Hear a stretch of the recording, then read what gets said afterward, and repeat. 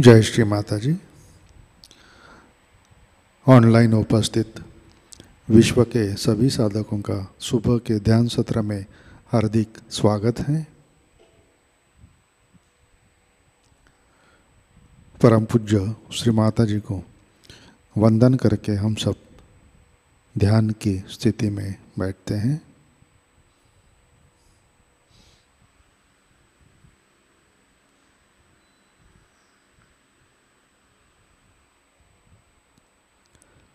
परम पूज्य श्री माताजी आज का ध्यान सत्र शुरू करने की कृपया अनुमति प्रदान कीजिए।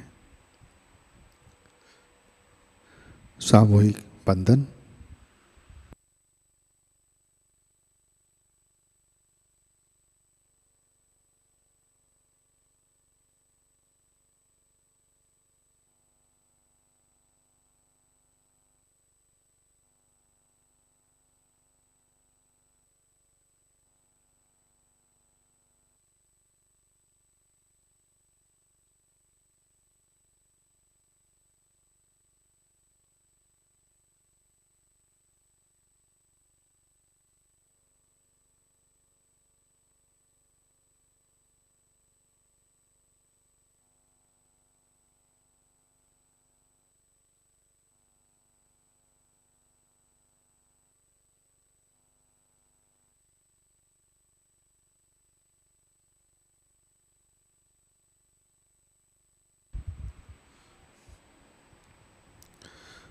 अपना चित्त हृदय में लाते हैं।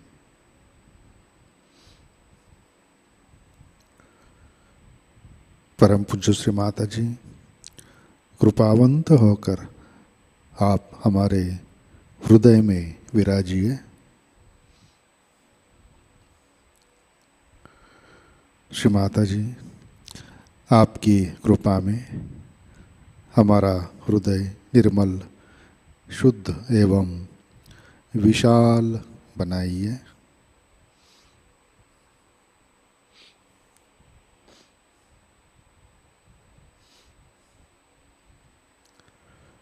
परम पूज्य श्री माताजी आपकी कृपा में हम केवल शुद्ध आत्मा हैं।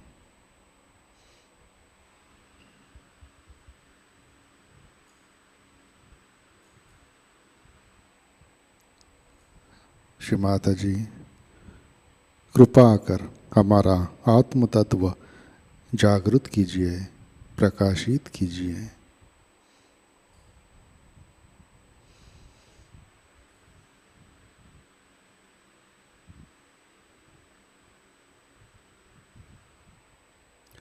तीन महामंत्र, तत्पश्चात श्री गणेश मंत्र।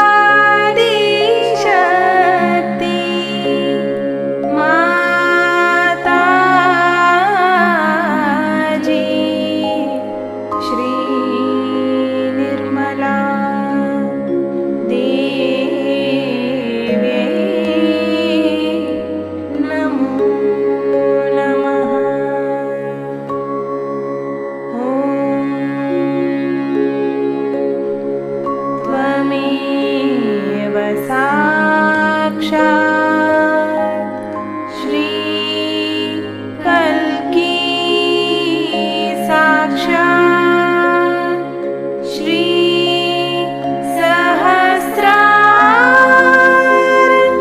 स्वामिनी मोक्ष प्रदायिनी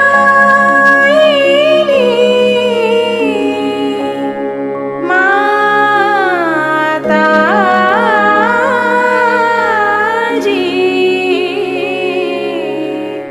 श्री निर्मला देवी नमो नमः।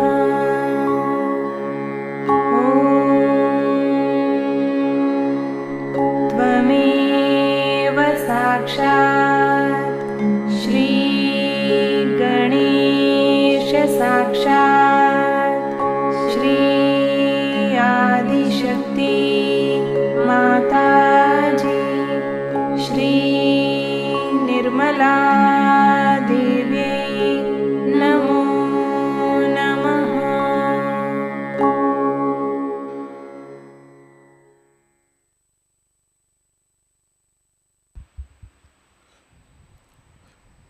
जय श्री माता जी। संतुलन करने हेतु अपना राइट हैंड पृथ्वी तत्व पर रखते हैं।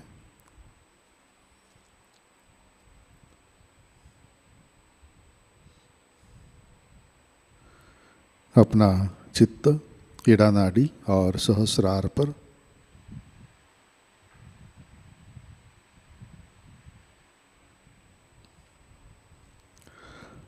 परम पूज्य श्री माता जी आपकी कृपा में सामूहिकता के ईड़ा नाड़ी पर तमोगुण के सभी बाधक तत्व भूमि तत्व में विलीन कर दीजिए। श्री माता जी कृपा कर सामूहिकता की ईड़ा नाड़ी शुद्ध कर दीजिए।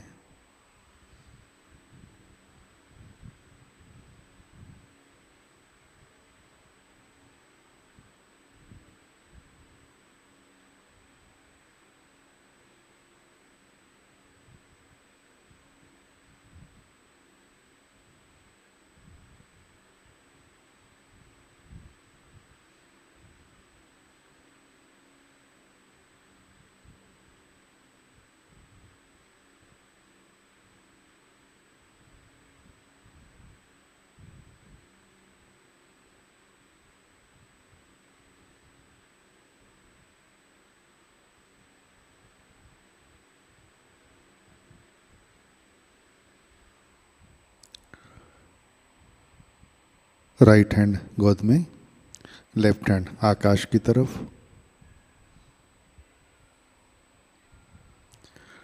अपना चित्त पिंगला नाड़ी और सहस्रार पर।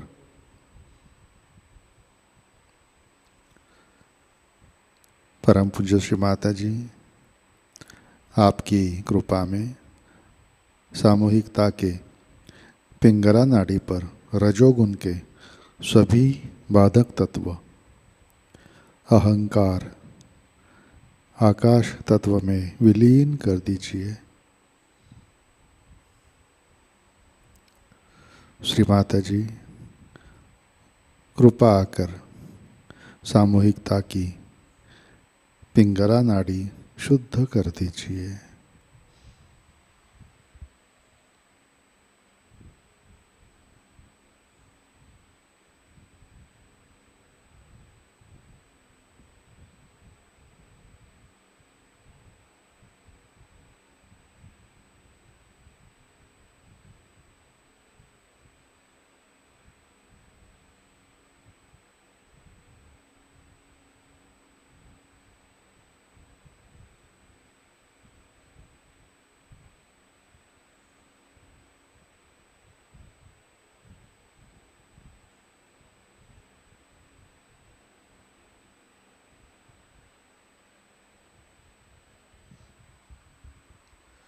लेफ्ट हैंड गोद में। अपना चित्त मध्य नाड़ी और सहस्रार पर।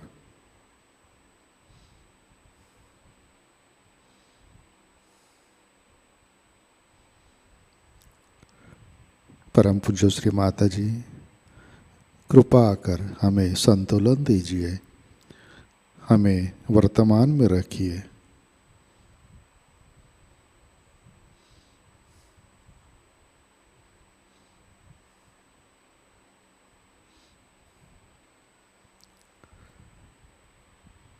अपना चित्त मूलाधार चक्र पर लाते हैं।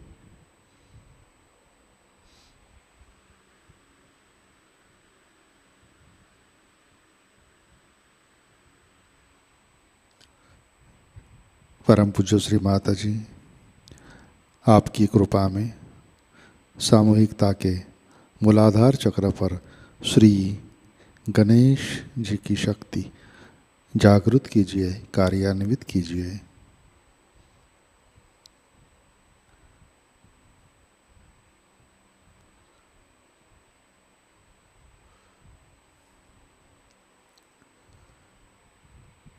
चित्त मूलाधार पर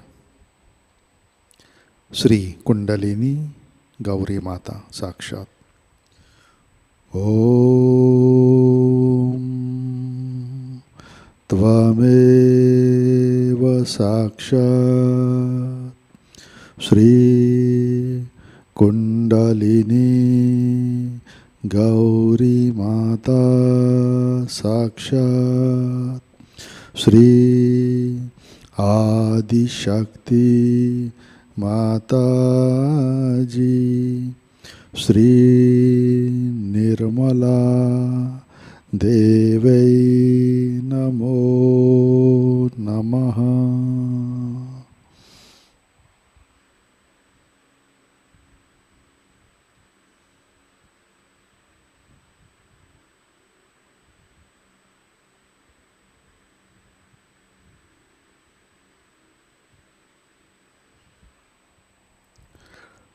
अपना चित्त मध्य नाड़ी से सहस्रार पर लाते हैं।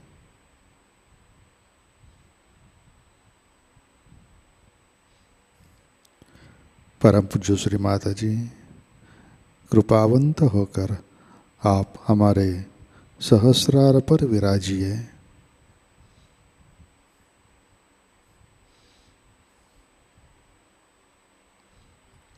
श्री माता जी, कृपा कर हमारा आत्म साक्षात्कार दृढ़ कीजिए।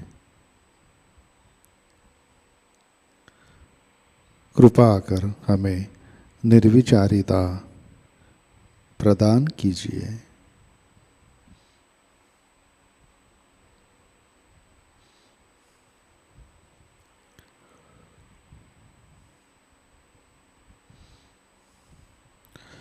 परम पूज्य श्री माता जी, कृपा कर हमें निर्विचार निर्विकल्प ध्यान में स्थित कीजिए।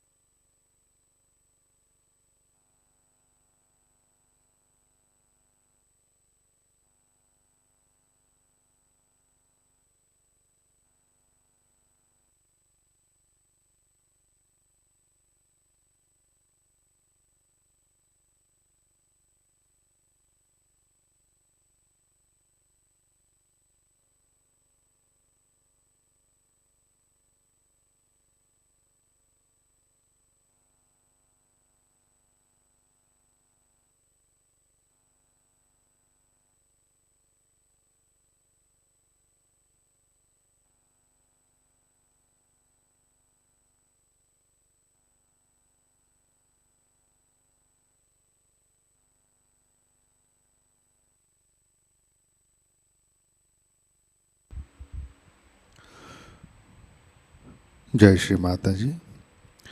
इसी ध्यान की स्थिति में अमृतवाणी आत्मसात करते हैं। श्री गुरु पूजा 1990 part 1।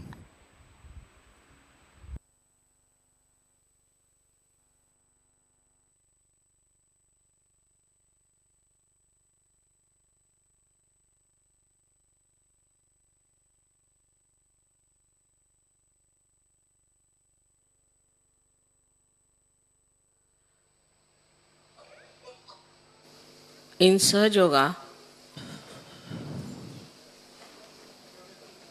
the Guru Puja has a very different significance from any other Guru Puja.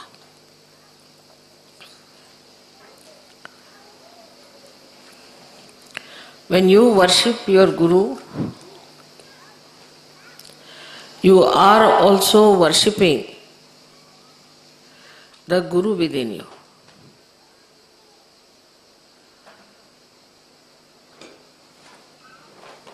This is not in any other guru-disciple system, because in you, the Guru, the Master, has been awakened. And so, when you are worshipping your Guru, then this Master within you is also worshipped, you respect it, you glorify it, you awaken it, and you manifest it. This we have to realize, that in Sahajayoga, if you are a Sahajogi. Now the quality of Guru, first and foremost, is that he makes you meet God. Means he raises the Kundalini and establishes the relation between the all-pervading power, and as your Guru is Adi-Shakti, you make that person meet also the Adi-Shakti. So you have a double advantage, that at the same time, when you give them realization, not only that you make them feel the union with the divine power, but you can make them meet the divinity itself, the source of divine power. So your responsibility as Sahajogis is very great, because in you there is the Guru. Now in our mantras we say that, Mother, I am my own Guru. But saying that, do we realize that if I am my own Guru, this I and my Guru, between the two, what have I achieved? Where am I? Can I guide myself? Have I got the light of the Spirit on my attention so well established and manifested that I can guide myself and guide others later on? First of all, in the Guru principle, it is important that you see to yourself the introspection. Can I be my own Guru? Have I become my own Guru? Now in your case, your Guru is a mother, a woman. So it has to be among women that the development of their Guru qualities have to be very well manifested. But it's just the way it is not.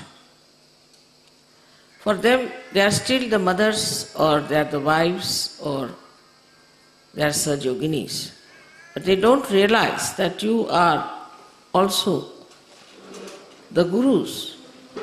Because your mother is a Guru, because she is a woman, And you have to be also of that quality that people should say, look at this woman, she's such a guru.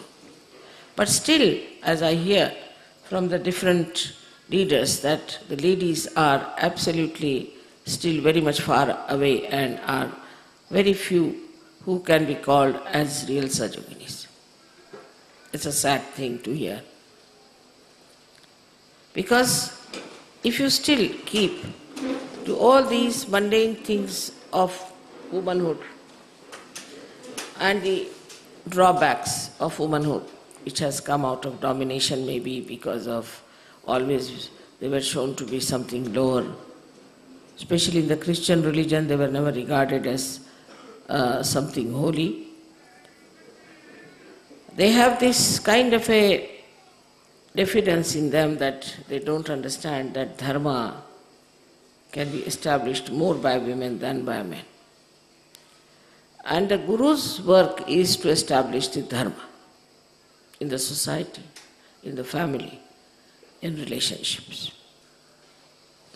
All these Gurus which are representing all these great symbols here have done nothing but have established dharma. But first of all, before establishing the dharma, we should watch ourselves. Have we got dharma within ourselves or not? First of all, the quality of a person who has dharma is that he listens to others. He obeys. And this is something has gone wrong with the Western women, I think, that they have forgotten how to listen to others, how to obey others. That's why their children also don't obey them. Obedience, if you do not have, nobody is going to obey you. First, you must learn to obey. A person like Kabira, because he was born of a unknown caste, people didn't know what he was born from. And he could not go directly to any guru. So he heard about Ramanand, great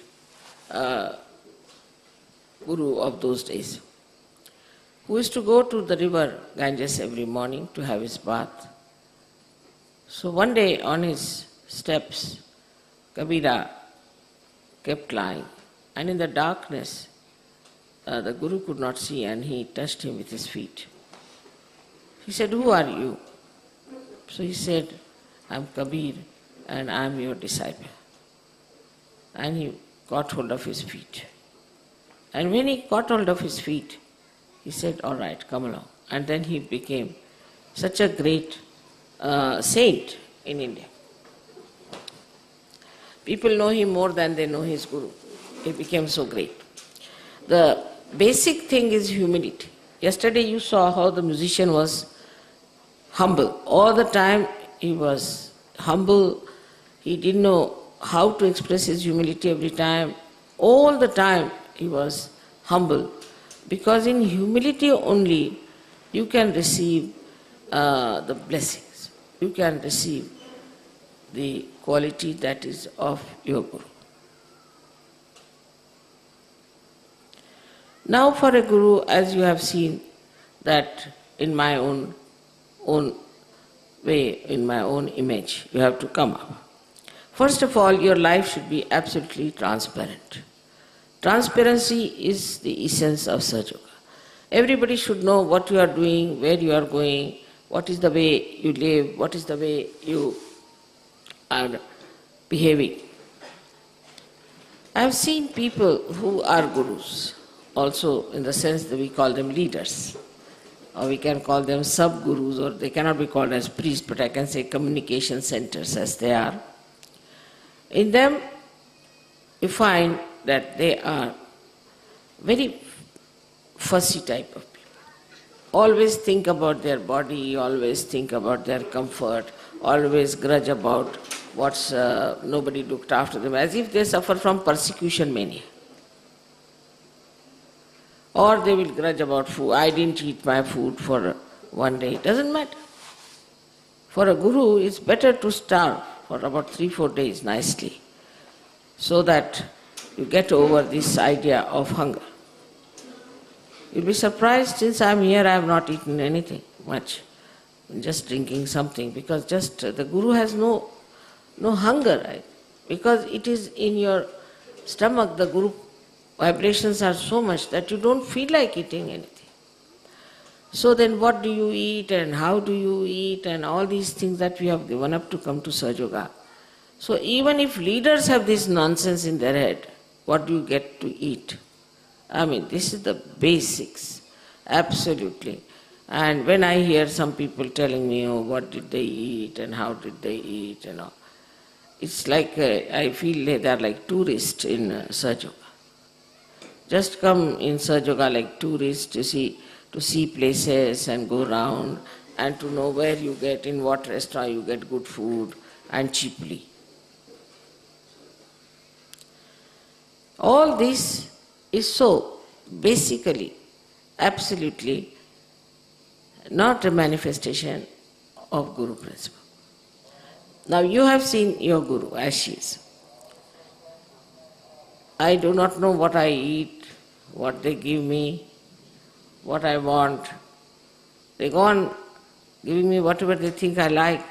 And I just don't know if I like that thing or not, or what is it. If they ask me, Mother, what will you have? I said, what will I have? I don't know really.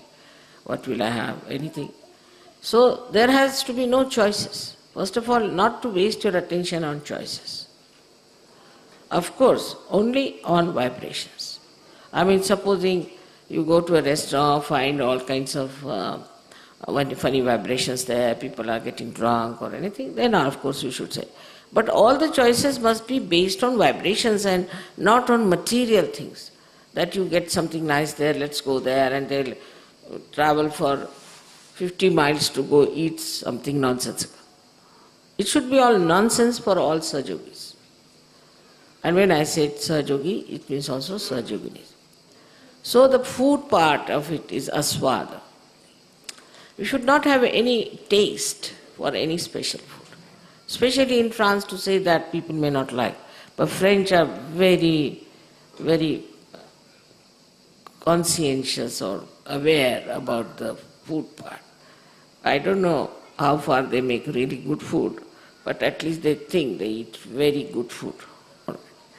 So, the eating of good food is a kind of an addiction.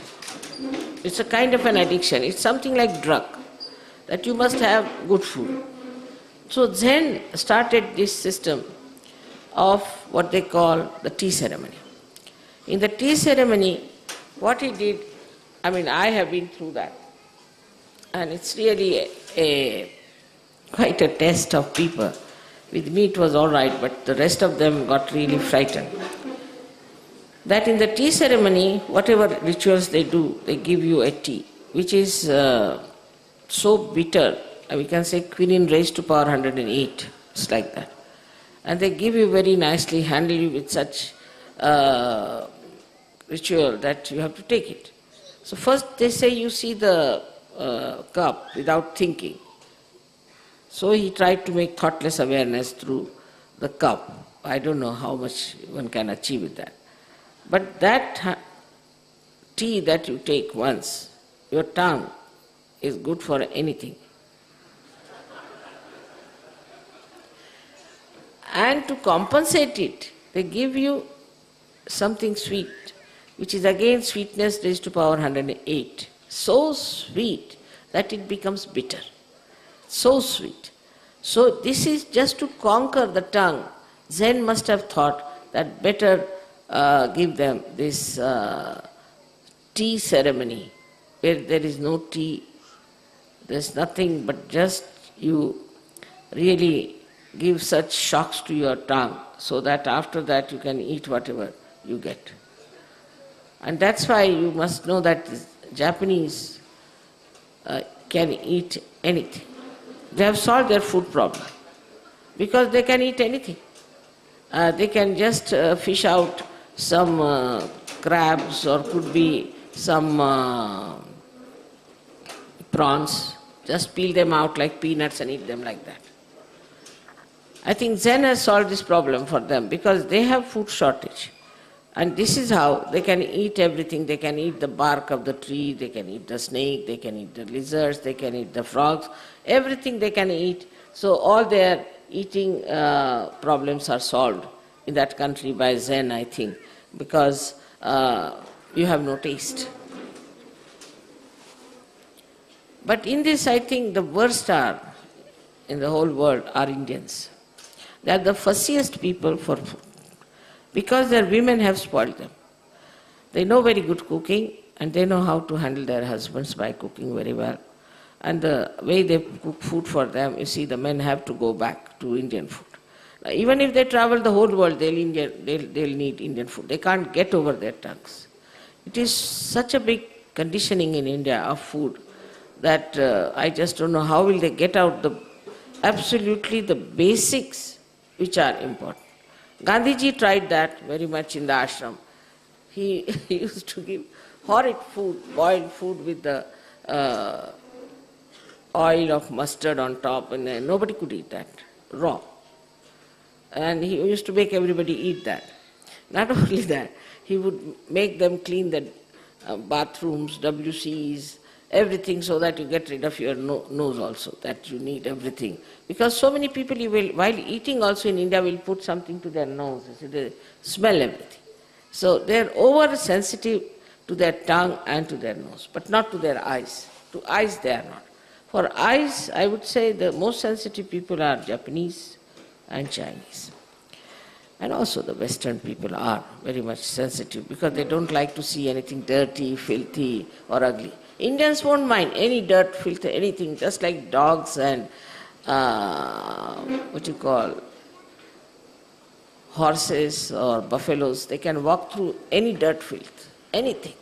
Nothing matters to them. Anything ugly, ugly building or an ugly dress or anything is all right for them.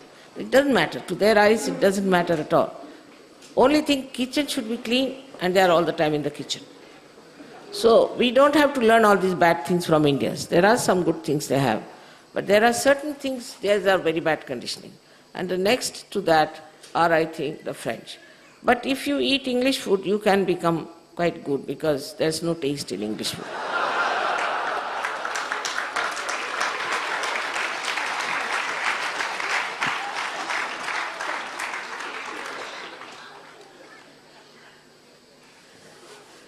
So I have no problem anywhere because I think I have no taste at all and I can eat anything. Anyway, it is cooked, it's all right. I don't bother about what is cooked, what is not cooked.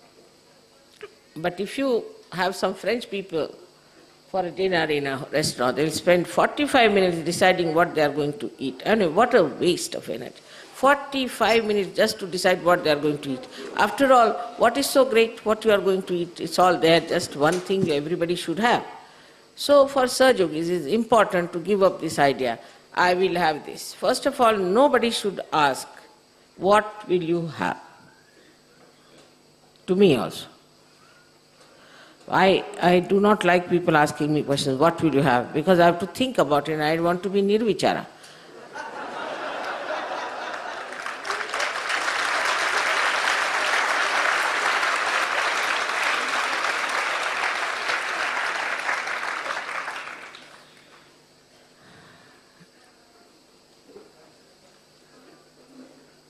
So, this is one big ordeal which we do not understand how much we are attached to food. And food goes in the stomach. And not only that, it spoils our guru system but also spoils our physical system. So we should try not to look at food. That's why fasting was told to all the people who wanted to develop their Gurupad. So that they should not fast. But they do not fast normally because they think of food. So there's no fasting. I mean, fasting means that you go into nirvichara and don't think of food, but they are all the time thinking of food, so it has no meaning and you are just the same Whether you eat it or not, your mind is eating it all the time. Then you start thinking, when will I end my fast and where will I go to have what? So this is a very basic thing that we should get rid of our habits, of our conditionings, what we are going to have and what food we are going to have. Our children also should be given a proper training about it. That is all right. Sometimes there is no salt, sometimes there is no sugar, doesn't matter. And sometimes there is nothing, doesn't matter. Nothing important for Sahajayogi. You can live without food for days together. No problem. So for a Sahajayogi, there is nothing like taste of food and hunger. There's only one hunger, is to be purified, to be clean. This is one of the things that dirties our mind, we should say, that we think about food all the time. Even in Russia, I found people carried all Indian things there. They were cooking all Indian things, and I am poor thing, I can't eat anything. So they brought everything for me thinking I am an Indian, but they don't know I am Zen. I do not have sense of taste. So to get over taste, one has to work out. It's an experiment we have to do with ourselves. Unless and until we introspect ourselves and do experiments, we cannot rise. Because though the Kundalini is trying her level best, but your conditionings are so great that it cannot pierce through and cannot make you onto that guru level. If you see the lives of all these gurus, they were married, they had children, they lived a normal life, but in their own personal life, they were absolutely detached people. So first detachment should come from food. And there, whatever you like, you just don't eat. That's the best way, because of liking something, supposing if somebody is fond of ice cream, he must have already spoiled his liver, so they give up. If you like pasta, give up pasta. If you like something else, just give up. Don't ask for it and don't eat it at all, so that, you see, your mind will get a little bit detached from it. It's very easy to achieve this detachment, I think, if you work it out in a sensible way. Just try to punish your body. You see, if you are your guru, you better take hold of, first of all, your body and your conditionings. You have to treat your body with this thing. I am told many girls who have married abroad are still making their Indian food and eating. That's horrible it is. They should starve. If they starve for, say, about 5-6 days or maybe 8 days, then they'll eat any food in any case. That's why the fasting is given. So one should adjust oneself to any kind of food you can have. And if you want to survive, then you eat anything. So just make it a point that you get rid of this very simple conditioning you have of liking the food that you want to eat and you don't want to eat. I think a Sahajogini or Sahajogi who cannot get rid of this little thing, then how can you call him a Sahajogi? I don't know, he's very asahaj. Because the other day I met one lady. I said, what is the matter? Where have you been? She said, I've been looking out for some sort of an Indian ingredient. I said, how can you get it here in this Spain? You cannot. Why? Because they asked me to make Indian food. All right. And without that, can't you make Indian food? What is the need to run all the way, whole day for one small little thing called hing? There's a big name for that. It's a small little thing. Just to get that, she had to run all over the places to get it. So, for people who are Sahajogis, if they are such, whatever is available, you can make something nice out of it and eat it. So that shows what? Shows sagacity, shows trupti, shows your satisfaction. And that is one of the manifestations of a guru, that he is a satisfied soul. He is just self-contained, doesn't bother. Now, for example, some people, especially in the West, thank God they are not spoiled by their wives so much. They don't have so much of conditioning. They can eat anything. I have seen that when they come on the Indian tour, all the Indians say horrid food was given and the poor things were eating that horrid food and this and that. And I asked them, which place you like the best? They said, Brahmapuri. I said, eh? They were saying Brahmapuri had the worst food and everybody was complaining. No, Brahmapuri was the best because we could bathe in the river and we could sing and we could enjoy it. See, that's the sign of one thing to get rid of your bad habits of food business. Now the second part is, for the body you need comforts. I must congratulate the Western Sahajogis that they may be coming from any walk of life. I must say, Indians have to learn from them. They may be coming from any position or status. All of them enjoy the comfort of the spirit when they travel in the tour. They do not ask for, I haven't got a chair, I haven't got a bed, I haven't got a proper things. In this way, you see, you will realize that the body comfort is of no importance. We have just spoilt our body. There's no need. No need. Body, you put it anywhere, will sleep in any case.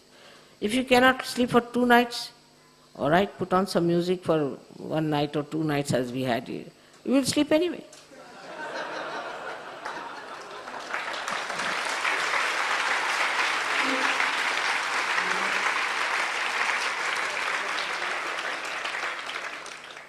So this is the second point, is that we have to give up body comfort. But the third point, where I think the Western people falter, is their materialistic attitude. Materialistic attitude and their fondness of their eyes. So one of them is the worst of all. I mean, the worst and worst of all is that you can never have, that's such a big blot. If you have that, is to have a roving eye and things like that. That's out of question. That's out of question for women or for men. They are not Sahajogis by any chance. They have to have very clean eyes. That part is all right. And the second part is the greed, lust and greed. Of course, with Sahajayoga, maybe the lust part is over, but greed is still there with so many who get lost. So I would say Indians do not have this lust problem, but they still have greed problem. Means they want to buy something like a radio or some electrical stuff they must buy. If they come abroad, they must buy something. It's all right. If you get it, well and good. If they don't get it, well and good. It should be. But for a Westerner, you see, he would not like to give up his furniture, which his great-grandmother had it. Though he can't sit on it because it's so old. If he sits on it, it will break. But he must keep it to show off that I had a great-grandmother who gave this unique chair. According to Indian standards, it's junk, absolute junk.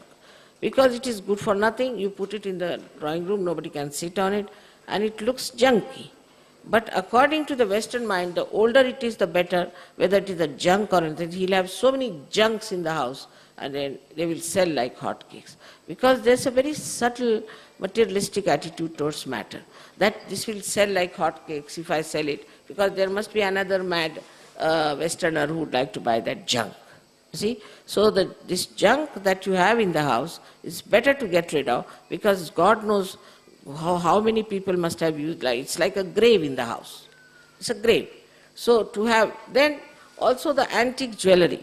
Antique jewelry is another man. Antique is a, what you can say, is the fad or addiction of the Western people. Antique. For us, nothing is antique, because we still produce antique things, beautiful things. So Indians don't understand the value of antiques. They don't understand how these people are so mad after torn things and broken things and dirty things and filthy things.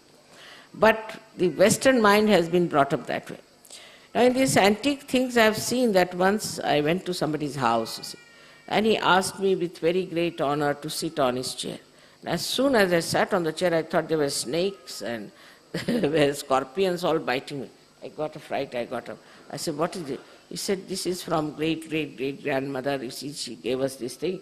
I said, it will break, I better sit outside. So this also, madness of this antique is so much that it is unbelievable how people go into it. So there's a joke in India. There's a very great writer called as Premchand. He wrote about two Englishmen going on the road of Banaras when they were hit by a lota that they use for their bathrooms, fell on their feet. And it fell on their feet, and he jokingly says, on the feet where all the bureaucrats fall. Means all Indian bureaucrats used to fall at the feet of the English at that time, so he made a joke. But doesn't matter. Then the English, you see, looked at the thing and they were very angry. And immediately they took to law. You have to come to the courts, you have to come to the police, and we're going to report this has fallen there, it has hit us and all that. So there was a clever man, he knew the English or the Western mind. He said, sir, do you know this lota has very valuable? He said, why? Because this one was used by Akbar the Great. So ancient it is. He said, really? Yes, it is. And you just don't quarrel with them and ask them for this lota. And he told in Indian language to them that I have befooled these people, I have told them that this lota belonged to Akbar, and you have to take this lota and use this lota to just to befool them. So then they asked, but all right, we'll forgive you, we'll not take you to any courts or anything, but you just give us this lota. They said, no, we can't. We said, why? Because it's such an antique piece, you see. In India, you won't find anybody respecting antique pieces, especially in Benares, nobody bothers. So they said, really, yes, it belonged to Akbar, and my forefathers worked with him, so he gave us this lota, we can't give you, we are sorry. They said, no, please give us, you see, we'll not take you to the police. All right, you charge us. Whatever money you charge us and all that. In those days, they paid 1,000 rupees. This is equal to now 1 crore, I think. They gave, these English paid them and bought that lota which had nothing to do with Akbar or anyone. So this madness of antique has to go away from our minds. It's such a built-in thing within us that we always talk of antiquities. Perhaps maybe because of wars everything was destroyed, and whatever was in the olden times was something very beautiful and good, and now we are not making very good things, perhaps, maybe that is the reason. But now we are making nice things we can make. Now in England I was surprised the old crafts are coming up. Everywhere I go, the old crafts are coming up. So to respect antiques means you just stop making the old craft revive. Because you pay so much to the antiques, the same thing made today won't fetch the same price as it was. Now this has ruined our creativity, ruined our handwork, and it has ruined our whole, I think, the quality of our life, because the way we are mad after antiques. So this also should go from your head, that anything antique is something good. It's a very superficial value, if you see to it. Because people have think that antique is something expensive. It's just a marketing style that people have felt that this is expensive, that is expensive, so it's something great. To wear something stupid and to say that this is antique jewelry and go about. I mean, God knows how many people must have used it and must have worn it, and what must be the feelings of that person. So we have to understand that this conditioning that we have in our heads, that we must have something antiques with us, keep something of such value. I mean, these questions never arose before, so it's not written in any books. Any one of the books of the Gurus is not written that don't care for antiques.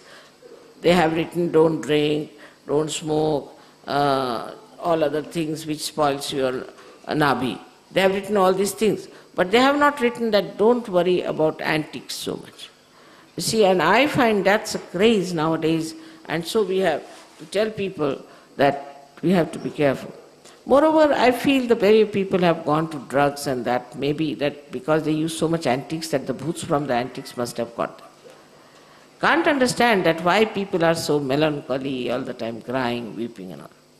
So the conditionings of these matter, as we think it to be, is to be absolutely taken out. Of course, I mean, in certain countries we should say that the antique things were made were good and nice. But only because something is antique should not be respected, because of its intrinsic value of aesthetics, that it's all right. But one has to see first of all the vibrations of everything.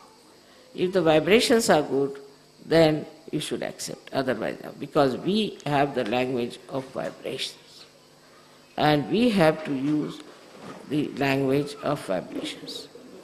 Once you start using the language of vibrations, you'll be surprised how you will get complete picture as to what is to be done.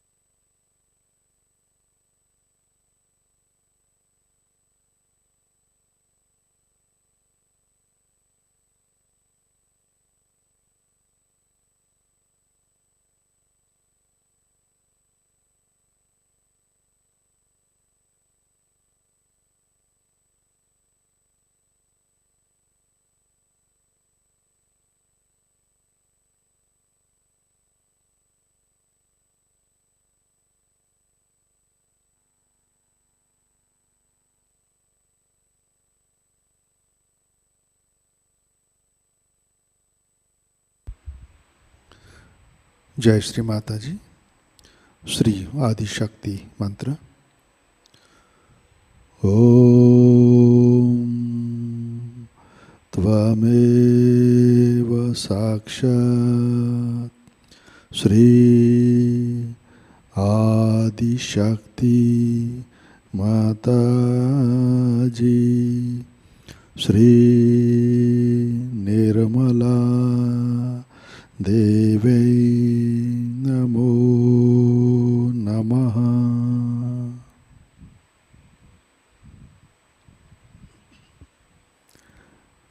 आरती की तैयारी करते हैं।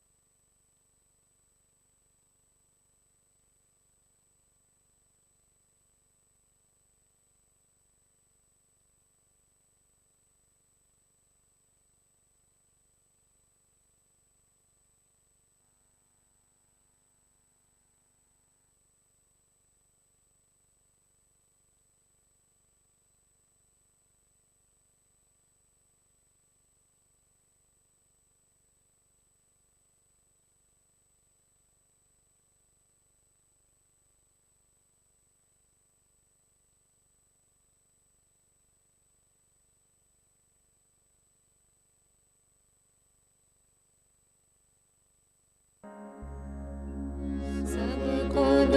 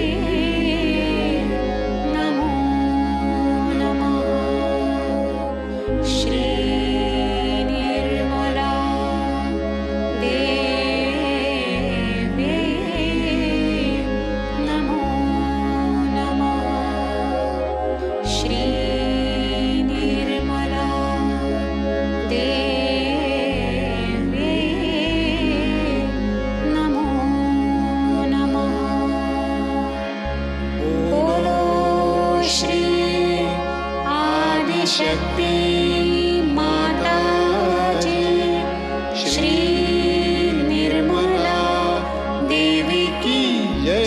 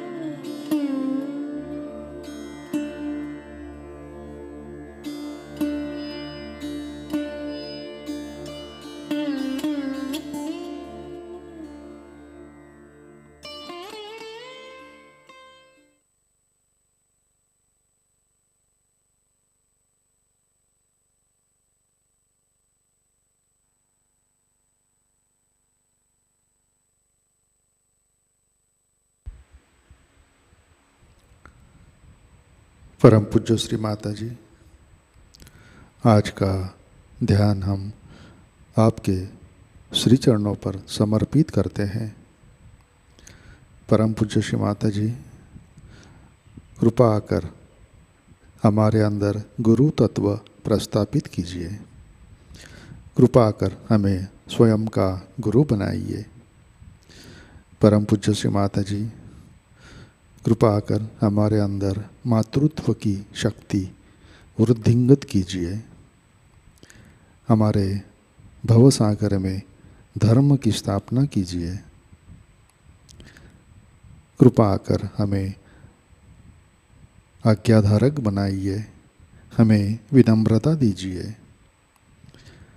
श्री माता जी, कृपा आकर हमें ध्यान की गहनता प्रदान कीजिए।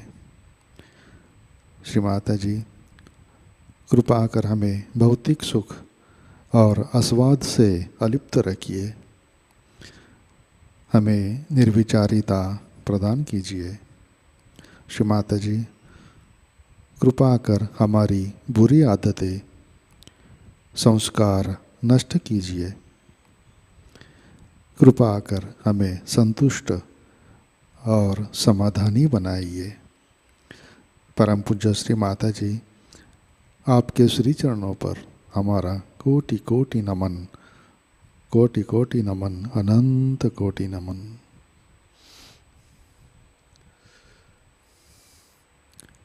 जय श्री माता जी। सामूहिक बंधन लेते हैं।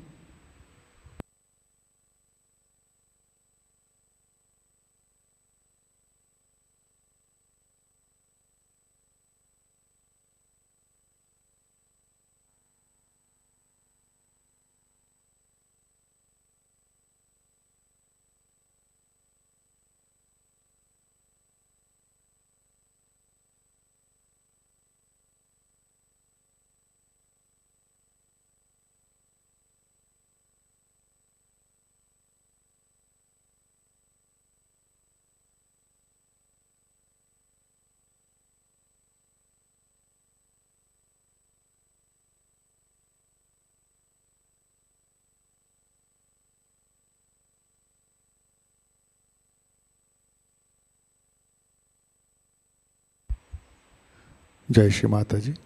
आज के कार्यक्रम, आज शाम का ध्यान ठीक 7 बजे प्रतिष्ठान पुणे यूट्यूब चैनल पर लाइव प्रसारित होगा। आज का ध्यान सत्र यहीं पे संपन्न होता है। अब हम सहज संगीत का आनंद लेते हैं। आज का दिन सबके लिए आनंदमय मंगलमय रहे। जय श्री माता जी।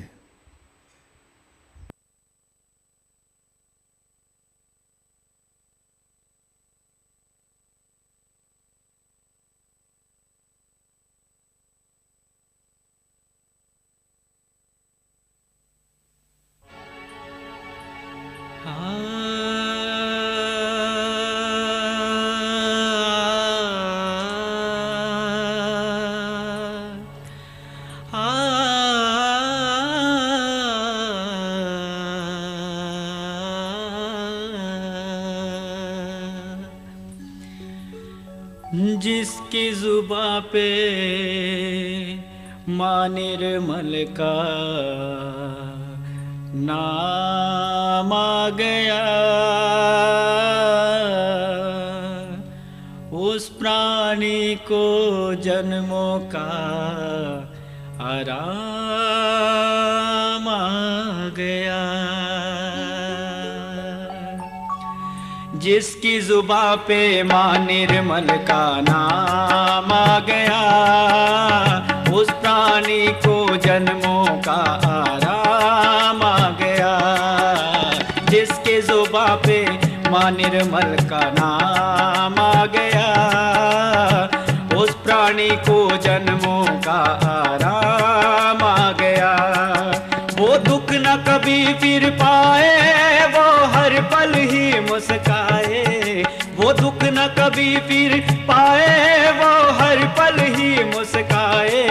वो खुशी खुशी से जीने का इनाम पा गया। जिसके जुबां पे मां निर्मल का नाम आ गया, उस प्राणी को जन्मों का आराम आ गया।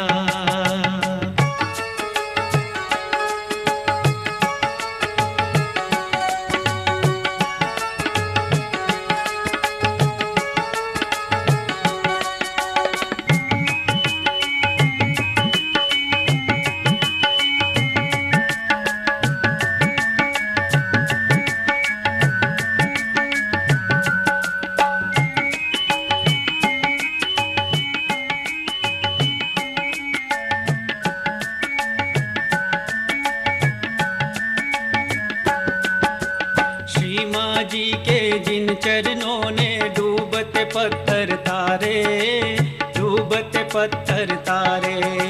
श्री माँ जी के जिन चरणों ने डूबते पत्थर तारे, डूबते पत्थर तारे।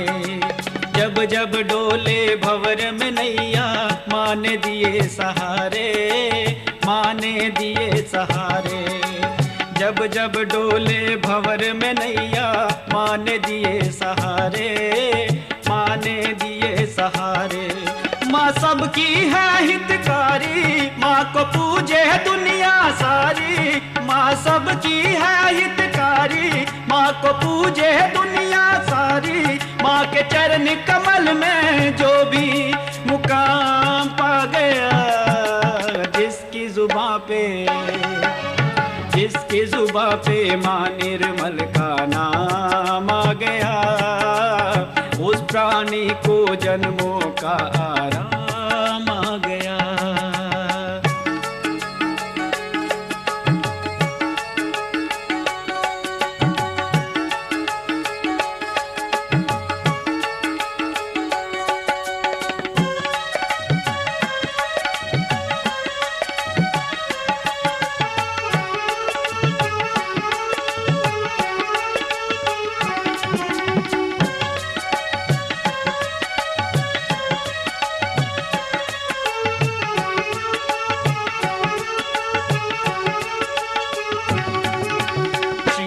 जी की इन अखियों में सारी सृष्टि समाये, सारी सृष्टि समाये।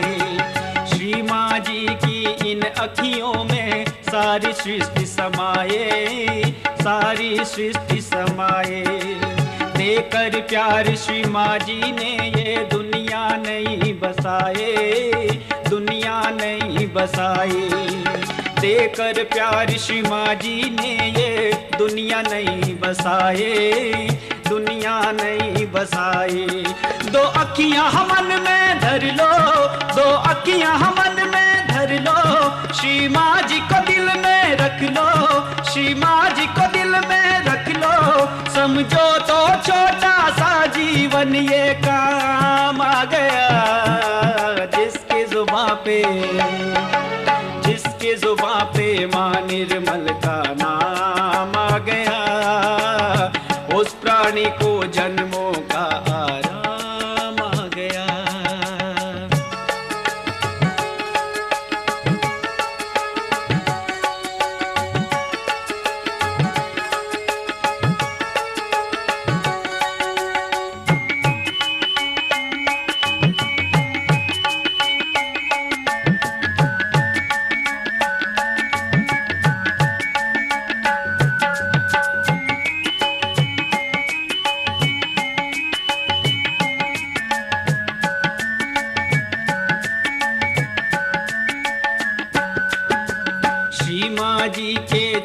कमल है सारे जग से न्यारे, सारे जग से न्यारे।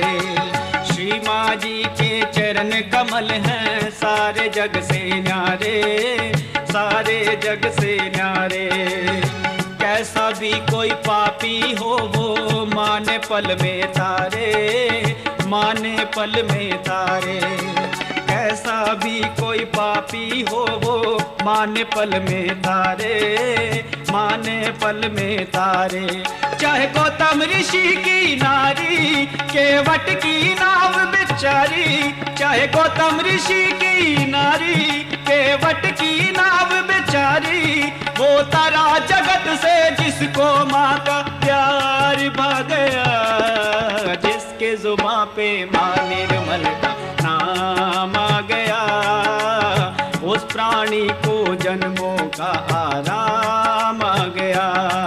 वो दुख न कभी फिर पाए, वो हर पल ही मुस्काए, वो दुख न कभी फिर पाए, वो हर पल ही मुस्काए। वो खुशी खुशी से जीने का इनाम पा गया, जिसके जुबां पे, जिसके जुबां पे माँ निर्मल का नाम आ गया, उस प्राणी को जन्मों का आराम आ गया, आराम आ गया, आराम आ गया, आराम आ गया, आराम आ गया, आराम आ गया, आराम आ गया, आराम आ गया, आराम आ गया, आराम आ गया।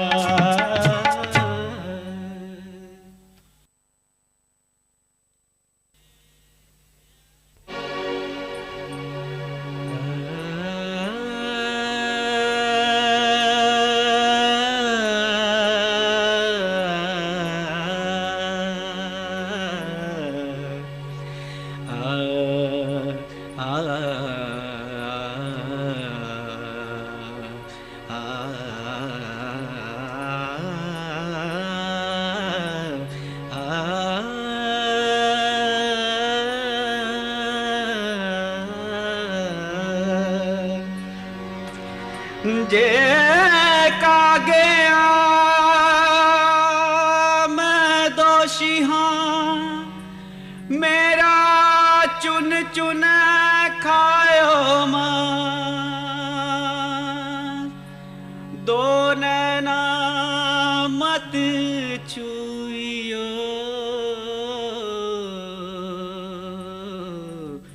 मोहे मां के मिलन किया,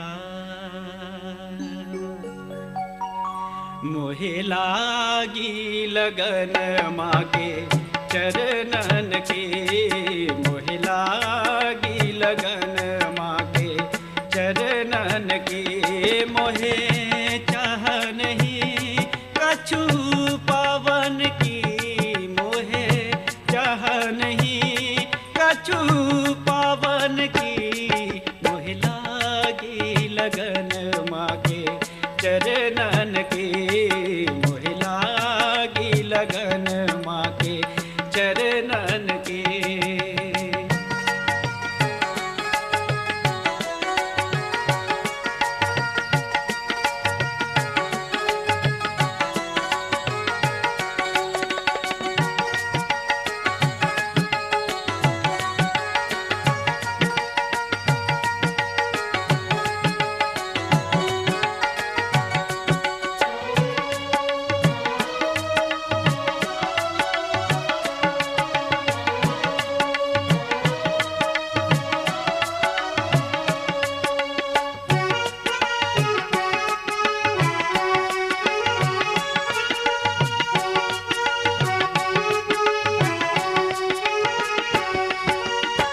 चरण बिना मोहे कछु नहीं भावे, चरण बिना, चरण बिना, चरण बिना मोहे कछु नहीं भावे, जग माया सब सपनन की माँ, जग माया सब सपनन की, मोहे लागे लगन माँ के चरणन की, मोहे लागे लगन माँ के चरणन की। मोहे चाह नहीं कछु पावन की, मोहे चाह नहीं कछु पावन की, मोहे लागी लगन मागे चरणन की, मोहे लागी लगन मागे चरणन की।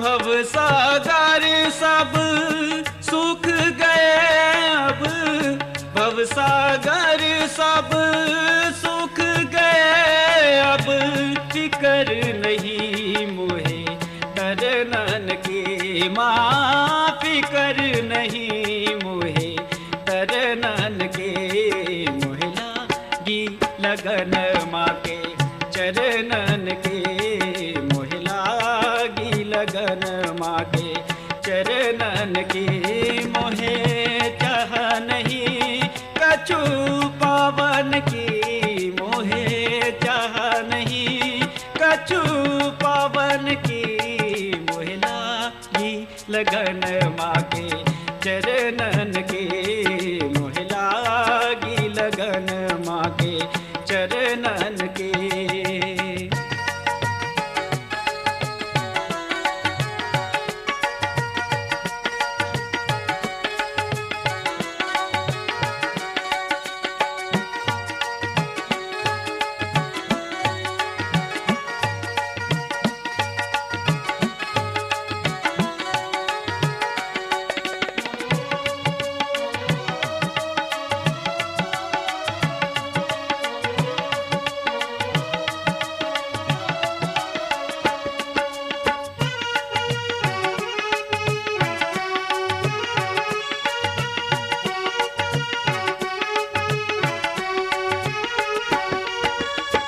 सहजन के प्रभु निर्मल माजी, सहजन के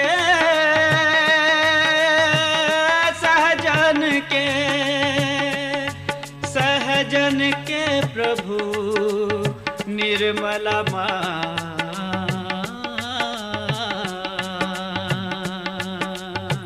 सहजन के प्रभु निर्मल माजी, सहजन के प्रभु निर्मल माजी, आस यही तोरे चरणन की, मोहे आस यही तोरे चरणन की, मोहे लागी लगन माँ के चरणन की, मोहे लागी लगन माँ के चरणन की, मोहे चाह नहीं कछु पावन की, मोहे चाह नहीं कछु पावन की, मोहे लागी लगन माँ के चरणन की, मोहे लागी लगन माँ के चरणन की, मोहे चाह नहीं कछु पावन की, मोहे चाह नहीं कछु पावन की, मोहे लागी लगन माँ के चरणन की, मोहे लागी लगन माँ के चरणन की, मोहे लागी लगन माँ के चरणन की।